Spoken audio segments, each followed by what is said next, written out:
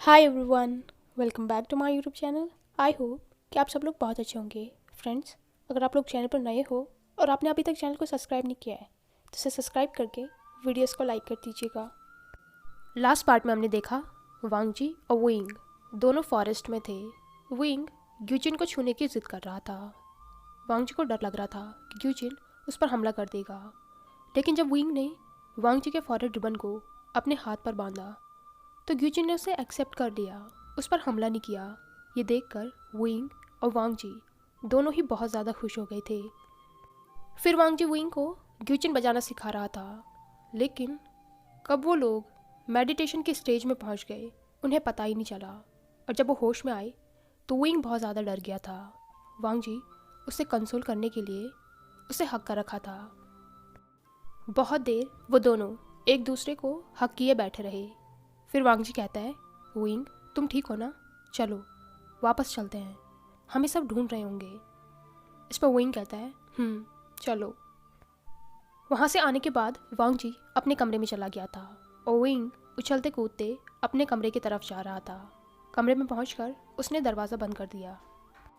तभी सडनली एक मास्क पहने आदमी ने वुइंग पर हमला किया। वुइंग को तो कुछ भी समझ नहीं आया। उस पर्सन के हाथ में तलवार थी और उसने वुइंग पर हमला किया। वुइंग उससे बचने की कोशिश कर रहा था। इससे पहले कि वुइंग अपनी स्वीबियाँ तक पहुंचता, उस पर्सन ने वुइंग को दरवाजे पर पिन कर दिया। वो उससे कहता है, वो ये नायरन कहाँ पर है? वुइंग को इस पर्सन की आवाज़ जानी पहचानी नहीं लग रही थी। वो सोचता है, आखिर ये है कौन और मुझसे ये नायरन के बारे में क्यों पूछ रहा है? वुइंग उसकी पकड़ से खुद को छुड़ाने की कोशिश करते हुए कहता है, मेरे पास ये नायरन नहीं है। लेकिन उस पर्सन ने वुइंग के गले पर अपनी तलवार रख दी। वो कहता है, वो ये आयरन तुम्हारे पास है। तुमने उन फियर्स कॉप्सेस को उस आयरन से ही कंट्रोल किया था। मुझे सच सच बता दो, वो आयरन कहाँ पर है, उसे मुझे दे दो। वुइंग उस पर्सन से खुद को छुड़ाने की कोशिश कर रहा था, लेकिन वो बहुत ही ज़्यादा स्ट्रांग था। वुइंग समझ गया था कि ये कोई अल्फ़ा है, लेकिन ये जिन क्लैन का नहीं है और ना ही ये उन बाकी क्लैंस का है जो यहाँ पर आ रखे हैं। विंग को स्ट्रगल करता देख वो कहता है, ज़्यादा स्ट्रगल मत करो वरना तुम्हारी गर्दन मेरी तलवार से कट जाएगी। चुपचाप मुझे उस आयरन को दे दो। विंग कहता है, आखिर तुम हो कौन? तुमने अपना चेहरा क्यों छुपा रखा है? मेरे पास वो आयरन नहीं है। आखिर तुम किस आयरन की बात कर रहे हो? लेकिन वो पर्सन विंग की बातों पर यकीन नहीं करने वाला था। तभी विंग ने चुपके से अपने रोप से एक तालिस्मान निकाला और उसे उस पर्सन पर लगा दिया, जिससे कि वो विंग से थोड़ा दूर हुआ।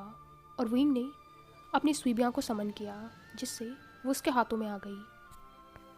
तभी उस अल्फ़ा ने विंग पर हमला किया और विंग ने उसके वार को रोका। विंग कहता है, आखिर तुम हो कौन?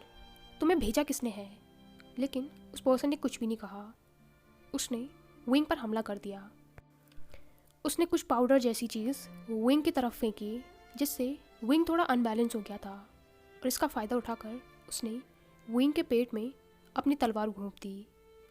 इससे पहले कि विंग उस पर दोबारा हमला कर पाता, वो खिड़की के रास्ते वहाँ से भाग गया। उसके जाने के बाद विंग ने रियलाइज़ किया कि उस पर्सन ने उसे स्टैब कर दिया है, जिससे बहुत ज़्यादा खून बह रहा था। विंग को सडनली थोड़ा डिजी फील होने लगा और उस वाउंड पर बहुत ज़्यादा दर्द भी होने लगा। उसने जैसे तैसे खुद को संभाला और जैसे तैसे अपने कमरे का दरवाज़ा खोलकर वो बाहर आया। वो लड़खड़ाते हुए चलने की कोशिश कर रहा था। तभी गार्ड दे रहे सैनिकों ने उसे देख लिया। वो दौड़कर उसके पास आए। वो उसे संभाल कर कहते हैं, राजकुमार वे, आप ठीक तो हैं? विंग अनकॉन्शियस हो गया था, लेकिन बेहोश होते होते उसने वांगजी का नाम लिया, इसलिए कुछ सैनिक दौड़कर वांगजी के कमरे में गए। वांगजी अपने कमरे में बैठा एक बुक को पढ़ रहा था। तभी उसके कमरे में दौड़कर एक गार्ड आया। वो बहुत ज़्यादा हाँफ रहा था। वांगजी कहता है, क्या बात है? इस पर वो सैनिक डरते हुए कहता है, सेनापति लान, किसी ने राजकुमार वे को स्टैब कर दिया है। उनके वुंड से बहुत ज़्यादा खून बह रहा है, वो बेहोश हो गए हैं। ये सुनते ही वांगजी बहुत ज़्यादा डर गया था। वो दौड़कर अपने कमरे से बाहर आया। वो जाते हुए कहता है, विंग है कहाँ पर? इस पर वो सैनिक कहता है, वो हीलर के कमरे में है। वांग जी दौड़कर उस कमरे में गया जहाँ पर हीलर विंग का इलाज कर रहा था। वहाँ पर विंग की फैमिली पहले से ही थी। वांग जी बहुत ज़्यादा डर गया था। वो दौड़कर विंग के पास चला गया। विंग अभी भी अनकॉन्शियस था और हीलर उसकी चोट पर मलहम लगा रही थी। वांग जी कहता है, इसे क्या हुआ है? इस पर वो हीलर कहती है, सेनापति लान, चिंता मत कीजिए, वो बिल्कुल ठीक है। तलवार का घाव ज़्यादा गहरा नहीं है। जिस किसी ने भी ये हमला किया है वो उनकी जान नहीं लेना चाहता था। ये सब कुछ सुनकर वांग जी बहुत ज़्यादा डर गया था। आखिर विंग पर हमला किया किसने? उसने विंग की फैमिली की तरफ देखा, जिनके चेहरे से ही लग रहा था कि उन्हें भी कुछ नहीं पता और वो अभी अभी यहाँ पर आए हैं। वो भी बहुत ज़्यादा चिंतित लग रहे थे। वांग जी उन गार्ड से पूछता है, वो कौन था? तुम में से किसी ने उसे देखा? इस पर वो गार्ड कहता है, सेनापति, हमने उसे नहीं देखा है। हमने किसी को भी उनके कमरे से बाहर आते जाते नहीं देखा। हम उनके कमरे से थोड़ी दूरी पर पहरा दे रहे थे। जब वो अपने कमरे से बाहर आए तब वो ज़ख्मी थे। जब हम उनके पास गए तभी वो अनकॉन्शियस हो गए और उन्होंने आपका नाम लिया, इसलिए मैं आपको बुलाने आया। ये खबर सुनकर वहाँ पर लेंजरन और शिजन भी आ गए थे। शिजन कहता है, वांग जी, क्या हुआ है मास्टर वे को? इस पर वांग जी कहता है, ब्रदर, किसी ने विंग पर हमला किया है। चिरन कहता है, किसने? तो वांग जी कहता है, पता नहीं, शायद कोई इसके कमरे में छुपा हुआ था, क्योंकि विंग अपने कमरे से ज़ख्मी हालत में बाहर आया। शिजन कहता है, क्या उन्हें पता नहीं था कि उनके कमरे में कोई है? इस पर वांग जी कहता है, ब्रदर, मैं और विंग साथ में ही थे। थोड़ी देर पहले ही हम लोग लौटे थे। विंग खुशी खुशी अपने कमरे में गया था। अभी थोड़ी ही देर हुई थी। वांग जी के चेहरे से ही लग रहा था कि वो कितना ज़्यादा परेशान है। वो कहता है, आखिर विंग पर हमला किसने किया? तभी जियांग चेंग आगे आकर कहता है, कहीं ये हमला शूशन ने तो नहीं करवाया है, क्योंकि हमने उसका भांडा फोड़ दिया इसलिए? शिचन कहता है, ऐसा नहीं हो सकता है।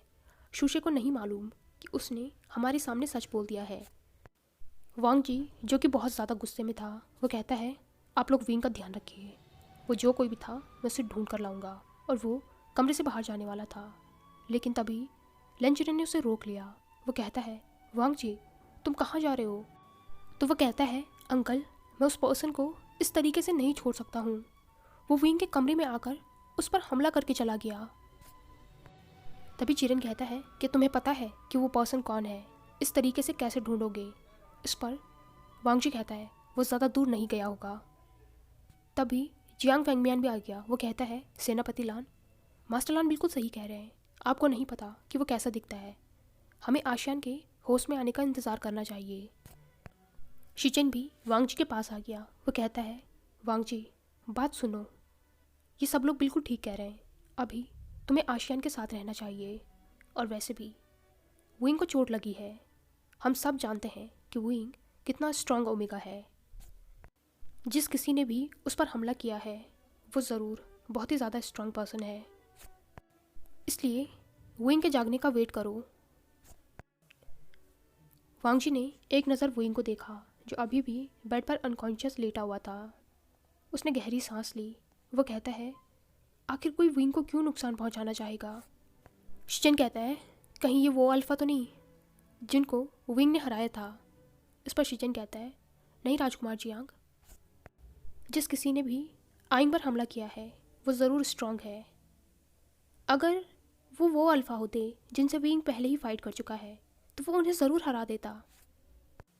तभी हीलर कहती है, आप लोग ज़्यादा शोर मत कीजिए, उसे आराम करने दीजिए, कुछ टाइम बाद उसे खुद ही होश आ जाएगा। सब लोगों ने नोट किया।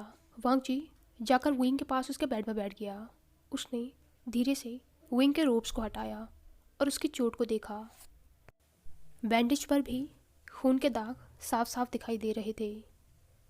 विंग को ऐसी हालत में देखकर वांग जी को बहुत ज़्यादा सैड फील हो रहा था। उसे ऐसा लग रहा था जैसे किसी ने उसके दिल पर वार कर दिया हो। उसने विंग के हाथों को अपने हाथों में लिया और धीरे धीरे उसे स्पिरिचुअल एनर्जी देने लगा। शिजन ने सब लोगों की तरफ देखा। वो कहता है, मुझे लगता है हमें इन दोनों को थोड़ा सा टाइम देना चाहिए, हमें यहाँ से चलना चाहिए। सब लोगों ने उसकी बात मानी और वो वहाँ से चले गए। जाते जाते मैडम यू कहती है, सेनापति लान, उसका ख्याल रखना, वो होश में आए तो हमें बता देना। वांग जी ने धीरे से नोट किया। इसके बाद वो सबके सब वहाँ से चले गए। अभी वांग जी विंग के साथ अकेला था। उसने अपनी आंखें बंद कर रखी थी और विंग को स्पिरिचुअल एनर्जी दिए जा रहा था। रात का समय हो गया था। यान ली और मैडम यू विंग को देखने उसके कमरे में आए। वांग जी अभी भी उसके बेड के पास बैठा हुआ था और उसने विंग का हाथ पकड़ रखा था। विंग अभी भी अनकॉन्शियस था। यान ली अंदर आकर कहती है, सेनापति लान, क्या उसे होश नहीं आया? इस पर वांग जी ने बिना उसकी तरफ देखे अपना हेड शेक किया। वो फिर से कहती है, सेनापति लान, बहुत रात हो गई है, आपको अपने कमरे में वापस चले जाना चाहिए। वांग जी कहता है, राजकुमारी, मैं विंग को अकेले छोड़कर नहीं जा सकता हूँ। क्या पता अगर उस पर फिर से किसी ने हमला किया। वो मैडम यू की तरफ देखकर कहता है, महारानी प्लीज़ मुझे विंग के साथ रहने की परमिशन दे दीजिए, मैं उसे अकेला नहीं छोड़ना चाहता हूँ। मैडम यू भी आकर वांग जी के सामने बैठ गई थी। वो कहती है, सेनापति लान, तुम्हें क्या लगता है ये हमला किसने किया? इस पर वांग जी कहता है, मुझे नहीं पता। विंग का तो कोई भी दुश्मन नहीं है, आखिर कोई उस पर हमला क्यों करेगा? मैडम यू वांग जी को देखकर कहती है, सेनापति लान, क्या तुम मेरे आश्रम का ख्याल रख पाओगे? इस पर वांग जी ने हैरानी में उनकी तरफ देखा। वो कहता है, मतलब? इस पर मैडम यू कहती है, क्या तुम आश्रम से सच में प्यार करते हो? वांग जी को कुछ समझ नहीं आ रहा था। वो कहता है, आप कहना क्या चाहती हैं? इस पर मैडम यू कहती है, आखिर तुम विंग को क्यों पसंद करते हो? सिर्फ इसलिए कि तुम्हें उसके फेरोमोन्स महसूस होते हैं? इस पर वांग जी जल्दी से कहता है, ऐसा नहीं है। मैडम यू बैठकर उसे ही देख रही थी। वांग जी कहता है, मैं ये मानता हूँ कि मुझे सिर्फ विंग के फेरोमोन्स महसूस होते हैं, लेकिन मैं उससे सच में प्यार करता हूँ और वो अपनी फीलिंग्स को एक्सप्रेस नहीं कर पा रहा था। मैडम यू कहती है, सेनापति लान, तुम तो अपने प्यार को एक्सप्रेस भी नहीं कर पा रहे हो। क्या तुम सच में मेरे आश्रम का ख्याल रख पाओगे? तुम जानते हो ना वो कैसा है? वांग जी को कुछ भी समझ नहीं आ रहा था। आखिर मैडम यू अभी उससे इस तरीके की बातें क्यों कर रही है? वांग जी ने कुछ भी जवाब नहीं दिया। मैडम यू गहरी सांस लेकर कहती है, लान वांग जी, अगर मैं तुमसे कहूँ कि विंग जैसा दिखता है वैसा बिल्कुल नहीं है, या वो बिल्कुल ही डिफरेंट पर्सन है, तो क्या तुम उसे तब भी प्यार करोगे? अगर मैं कहूँ कि वो इस पूरे कल्टीवेशन वर्ल्ड से बिल्कुल अलग है, तो क्या तुम उससे तब भी प्यार करोगे? वांग जी कन्फ्यूजन में मैडम यू को देखे जा रहा था। मैडम यू कहती हैं, अगर कभी ऐसा हो कि तुम्हारा सेक्ट और ये पूरा कल्टीवेशन वर्ल्ड मेरी आश्रम को एक्सेप्ट ना करे या उसके खिलाफ हो जाए, तो क्या तुम उस दिन भी उसका साथ दोगे? क्या तुम उस दिन भी उससे प्यार करोगे? यानली भी थोड़ी दूरी पर बैठी हुई थी। उसे भी अपनी माँ की बातें कुछ भी समझ नहीं आ रही थी। सारी बातें उसके सिर के ऊपर से जा रही थी। आखिर ये उसकी माँ को हो क्या गया है? वो ये किस तरीके की बातें कर रही है? और यही हाल लान वांग जी का भी था। आखिर महारानी यू को हो क्या गया है? हर समय गुस्से में रहने वाली आज उनके चेहरे पर इतनी शांति क्यों है? थोड़ी देर चुप रहकर वांग जी कहता है, महारानी यू। थोड़ी देर चुप रहकर वांग जी कहता है, महारानी, मुझे नहीं पता कि आप मुझसे क्या एक्सपेक्ट कर रही हैं, लेकिन मैं इतना जानता हूँ कि मैं विंग से प्यार करता हूँ और उसका साथ कभी भी नहीं छोड़ूंगा। मुझे ये भी मालूम है कि विंग चाहे इस कल्टीवेशन वर्ल्ड से कितना ही अलग क्यों ना हो, लेकिन वो गलत कभी भी नहीं होगा, इसलिए मैं उसका साथ कभी भी नहीं छोड़ूंगा। इस बात पर मैडम यू ने चकल किया। वो विंग के चेहरे को सहलाकर कहती है, सेनापति लान, तुम पर भरोसा करने का मन नहीं कर रहा है, लेकिन फिर भी मैं तुम पर भरोसा कर रही हूँ। मैंने अपनी आश्रम की जिम्मेदारी तुम्हें सौंपी है। अगर उससे कुछ भी होगा तो ये तुम्हारी जिम्मेदारी होगी। वो कहती है, मुझे तुमसे विंग के बारे में बहुत ही ज़रूरी बात करनी है, लेकिन वो बात मैं यहाँ पर नहीं कर सकती हूँ। जब हम लोग जिन क्लैन से वापस अपने अपने क्लैन चले जाएंगे, उसके बाद मैं तुमसे इस बारे में बात करूँगी। वांग जी ने इस बात पर नोट किया। तभी विंग खांसने लगा उन दोनों ने उसकी तरफ देखा। वो धीरे धीरे अपनी आंखें खोल रहा था। वांगजी ने उसे उठकर बैठने में मदद की। विंग बैठने की कोशिश कर रहा था, लेकिन उसके घाव पर बहुत ज़्यादा दर्द हो रहा था। वांगजी कहता है, विंग अगर तुम कंफर्टेबल नहीं हो तो लेट जाओ। विंग कहता है, नहीं मैं ठीक हूँ। मैडम यू यानली को देखकर कहती है, आली जाओ और अपने बाबा को बुला कर लाओ। यानली ने नोट किया और वो वहाँ से चली गई। वांगजी ने विंग को पानी का ग्लास दिया। वो उसे पानी पिलाने लगा। वो पूछता है, विंग तुम पर किसने हमला किया था? क्या तुमने उस पर्सन का चेहरा देखा? विंग कहता है, नहीं मैंने नहीं देखा, उसने मास्क पहन रखा था। मैडम यू कहती है, आखिर तुम खुद को डिफेंड भी नहीं कर पाए, उसने तुम्हें चोट पहुंचा कैसे दी? हाँ। इस पर विंग कहता है, माँ वो बहुत ज़्यादा स्ट्रांग था। वांगजी कहता है कि तुम्हें किसी पर शक है, वो कौन हो सकता है? उस पर विंग वांगजी को देखकर कहता है, लानजान पता नहीं, लेकिन वो यहाँ का नहीं था। यहाँ पर मैंने सभी अल्फाओं से फाइट की है, मुझे पता है कि किसकी स्ट्रेंथ कितनी है। और फिर उसकी आवाज़ भी जानी पहचानी नहीं लग रही थी। जियांग फेंगमियान के साथ लेन चिरेन, शिचेन और जियांग चेंग भी वहाँ पर आ गए थे। वो सब लोग ये जानना चाहते थे कि आखिर विंग पर हमला किया तो किया किसने। विंग ने सब लोगों की तरफ देखा। वो कहता है, लानसान वो जो कोई भी था, वो यिन आयरन के बारे में बात कर रहा था। उसने मुझ पर हमला करके कहा कि उसे मुझसे यिन आयरन चाहिए। वो सब लोग शॉक हो गए थे। विंग कहता है, मैंने उससे कहा कि मेरे पास यिन आयरन नहीं है, लेकिन उसने मेरी बात ही नहीं सुनी। उसने मुझ पर हमला कर दिया। वो कह रहा था कि मैं उन कॉप्सेस को इसलिए कंट्रोल कर पाया क्योंकि मेरे पास यिन आयरन है। तभी जियांग चेंग उससे पूछता है, वे वुशियान कि तुम्हें ज़रा भी मालूम है कि वो कौन हो सकता है? सच में मैं उसे छोड़ूंगा नहीं। विंग कहता है, नहीं जंगशा, मुझे नहीं आइडिया है। उसने अपने चेहरे पर मास्क पहन रखा था और उसकी तलवारबाजी भी बिल्कुल अलग थी। वो यहाँ पर किसी भी सेक्ट की नहीं है। मैंने सब सेक्ट को ऑब्जर्व किया है, लेकिन वो जो कोई भी था, मुझे लगता है उसे वेन रूहान ने ही भेजा होगा। तभी लेन चिरेन ने अपना गला साफ किया। सब लोगों ने उसकी तरफ देखा। लेन चिरेन आगे आकर कहता है, वैसे वे वुशियान, हम सब लोगों को तुमसे कुछ जानना है। आखिर तुमने उन कॉप्सेस को कंट्रोल कैसे किया? इस पर विंग कहता है, ये बात तो मैं पहले ही बता चुका हूँ। लेन चिरेन कहता है, और जो कुछ भी तुमने बताया है वो बिल्कुल भी हम लोगों को हजम नहीं हो रहा है। जिस टेक्निक से तुमने उन कॉप्सेस को रोका है वो फॉरबिडन है। विंग थोड़ा हैरान हो गया था। वांगजी कहता है, अंकल। इस पर लेन चिरेन ने गुस्से में उसकी तरफ देखा। वो कहता है, क्या? तो वांगजी कहता है, मैंने आपको कितनी बार कहा है विंग किसी भी फॉरबिडन मेथड का यूज़ नहीं करता है, तो आप मान क्यों नहीं रहे हैं? लेन चिरेन ने उसकी बात को पूरी तरीके से इग्नोर किया। वो फिर से विंग की तरफ मुड़कर कहता है, वे वुशियान, क्या तुम्हारे पास यिन मेटल का टुकड़ा है? या मैं यूँ कहूँ कि यिन मेटल के बहुत सारे टुकड़े हैं, क्योंकि एक टुकड़ा तो वांगजी के पास भी था। वो फिर भी उन कॉप्सेस को कंट्रोल नहीं कर पाया, तो तुमने कैसे कर लिया? विंग तो बिल्कुल कंफ्यूज्ड हो गया था। आखिर ये बोल क्या रहे हैं? उसने तो पहले ही बता दिया है ना कि उसने वो सब कुछ कैसे किया था। लेकिन इन सब से मैडम यू को बहुत ज़्यादा गुस्सा आ गया था। वो उठकर कहती हैं, मास्टर लान, मैंने आपसे कितनी बार कहा है, आखिर आप मान क्यों नहीं रहे हैं? क्यों ये साबित करना चाहते हैं कि वो कोई गलत चीज़ कर रहा है?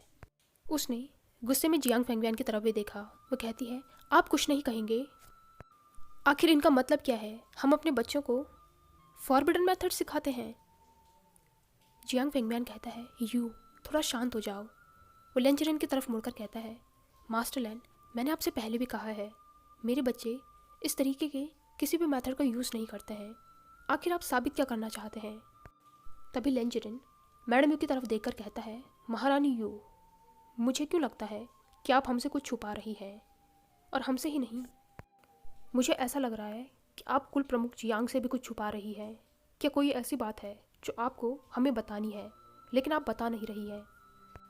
मैडम यू ने गुस्से में टाइटली अपने हाथों को बंद कर लिया था। वो बहुत ज़्यादा कंट्रोल करने की कोशिश कर रही थी। वो अपने ही मन में सोच रही थी, बात तो है, लेकिन आप उस बात को समझेंगे नहीं। मेरे आशियान को सबसे ज़्यादा खतरा आपसे ही है। कहीं ना कहीं मैडम यू समझ रही थी कि जिस राज को वो इतने सालों से छुपाती आ रही है, अब वो पता लगने ही वाला है। वो उससे ज़्यादा समय तक छुपा नहीं सकती हैं, लेकिन उन्हें ये बात सबसे पहले लान वांगजी को बतानी है।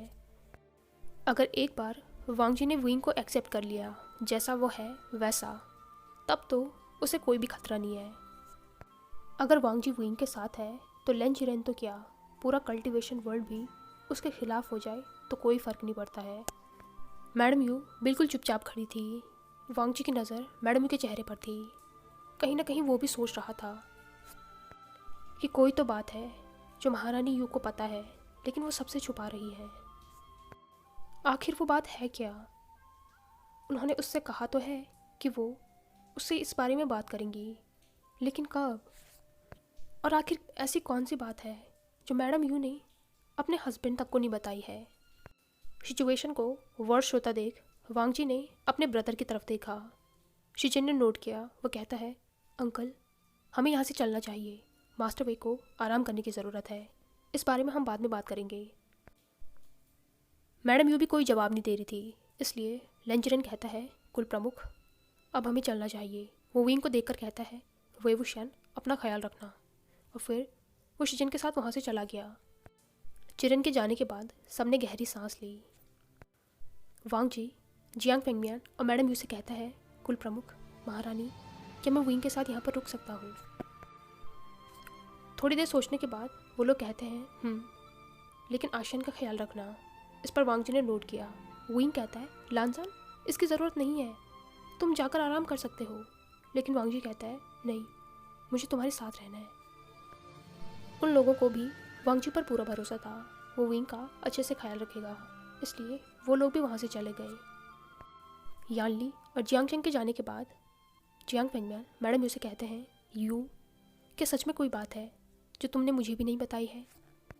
मैडम यू रुककर जियांग फेंगमियान का हाथ पकड़कर कहती है, कुल प्रमुख देखिए, मुझे आपसे कुछ ज़रूरी बात करनी है, लेकिन क्या हम वो बात अपने सेट में जाकर कर सकते हैं? जियांग फेंगमियान बहुत ही ज़्यादा समझदार हैं, वो हमेशा शांति से काम लेते हैं, इसलिए उन्होंने नोट किया। वो कहते हैं, ठीक है, हम बाद में बात करेंगे, आप ज़्यादा परेशान मत होइए। इस पर मैडम यू ने नोट किया और उसके बाद वो दोनों भी अपने कमरे में चले गए। विंग कहता है, लानजान तुम्हें यहाँ पर रुकने की ज़रूरत नहीं थी। इस पर वांगजी कहता है, ज़रूरत है, तुम ज़ख्मी हो और हमें अभी ये भी पता नहीं चला है कि तुम पर हमला किसने किया है।